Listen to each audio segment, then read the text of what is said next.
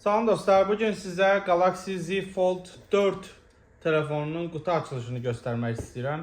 Artıq bir həftəyə yaxın işlədirəm. Qutunu açmışam açığı və telefonu işlətmişəm. Bir xeyli funksiyalarını yoxlamışam və sizə bu funksiyaları yoxladıqdan sonra video çəkmək qərarına gəldim. Həm də açığı vaxt məsələsidir. Galaxy Z Fold 4 avqust ayının 2022-ci il avqust ayında satışa çıxarıldı və ilk alanlardanam. Həqiqətən hələ heç Azərbaycanda satışa çıxmayıb mən bildiyim qədərilə. Ancaq ön sifarişlə satılır. Amerikanın özündə də ön sifarişlə satılır. Çox az adam hələ ki alıb. Və mən bunu bir həftə əvvəl almışam.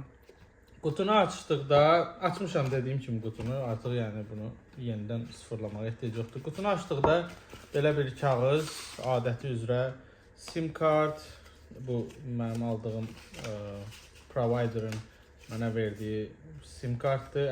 Buna ehtiyac yoxdur çünki eSIM işlədirəm.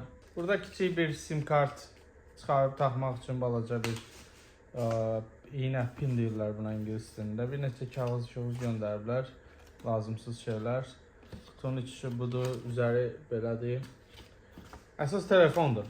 Bundan əlavə bir də adapter istifadə elədiyim bir dənə USB veriblər, adapter yox. Başlığı yoxdur, artıq telefonlarda bu başlığı ləğv ediblər. Sadəcə USB kabel göndəriblər. Telefonu belə bir salafanda büküb göndərmişdilər. Bu belə bir şey.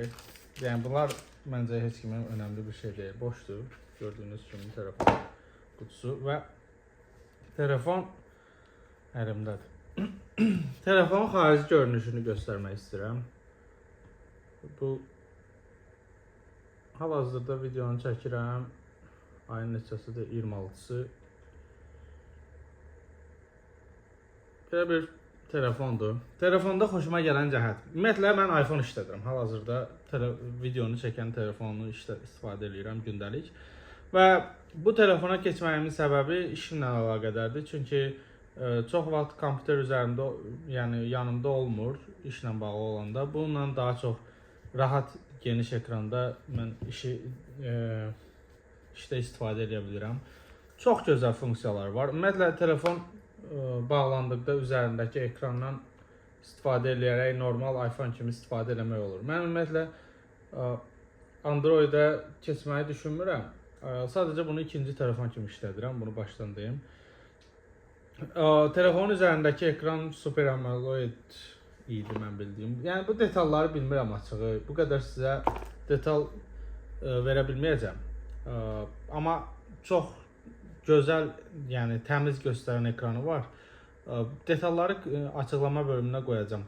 Yəni üzərindəki ekran və arxasındakı 3 dənə kamera o qədər yüksək səviyyədə deyil. Kamerası o qədər yüksək səviyyədə deyil. Amma çünki Samsunglar daha çox S seriyasında kameraya üstünlük verirlər. Yəni mənim iPhone-um bundan çox yaxşı çəkir. Telefonun üz ekranını heç açmadan rahat şəkildə istifadə etməsi çox gözəl bir özəlliyidir. Və açıb içəridəkindən iş üçün istifadə etməyi, yəni belə tutub mən bunu rahat bir şəkildə belə göstərəcəm. Rahat bir şəkildə istifadə etməyi, yəni çox mükəmməl bir şeydir. Yəni məsələn mən e-maillara girirəmsə, yəni burada çox rahat şəkildə mən hər hansı bir e-mail açıb göstərib, yəni baxıb istifadə edə bilərəm. Funksiyaları barmaq izi həm ön ekranda, yəni kiçik ekranda, həm də ki əsas ekranda açaraq FaceTime, yəni üzə baxıb açmaq funksiyası var. Face ID ilə belə deyək. Digər funksiyalarından ümumiyyətlə Samsungun funksiyaları Android ailəsində ən yaxşı funksiyalardandır. Samsung Pay, Samsung Pass, ümumiyyətlə çox qəşəng funksiyaları var. Videoya baxarkən mən bir dənə YouTube videosu qoymaq istəyirəm. Səsini açmamağa çalışacağam. Çünki şeyə görə, copyright-ə görə. Məsələn, bir dənə görüm.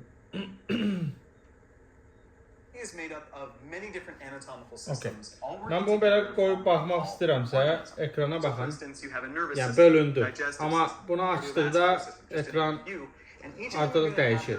Bunun açığında, yəni YouTube-dur bu və daha çox böyük ekranı qoymaq istəyiriksə, belə də qoya bilərik, belə də qoya bilərik. Fərqi yoxdur. Necə istəyirsiniz istifadə edə bilərik. Deyəsən belə istifadə edirəm. Elə var. Yəni bu çox gözəl funksiyadır. Onu belə qoyaraq mən videoya baxmağım və ya hər hansı bir işi görməyim bu tərəfdə keyboardla, yəni ekranı 2 yerə bölərək burada yazma bölümü yuxarıda, klaviatura aşağıda istifadə edirəm. Üzr istəyirəm, telefonum tez-tez yorulur, tripod. Ona görə düşür yerə.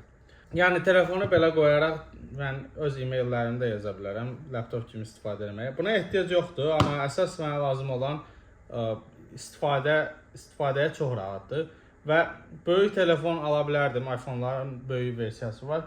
Amma cibdə o qədər də yaxşı durmur. Açığı bu da o qədər yaxşı durmur, çünki çox qalındır. Güman edirəm bir gün bunları naziklədərlər, daha istifadəyə yararlı şəkildə salarlar.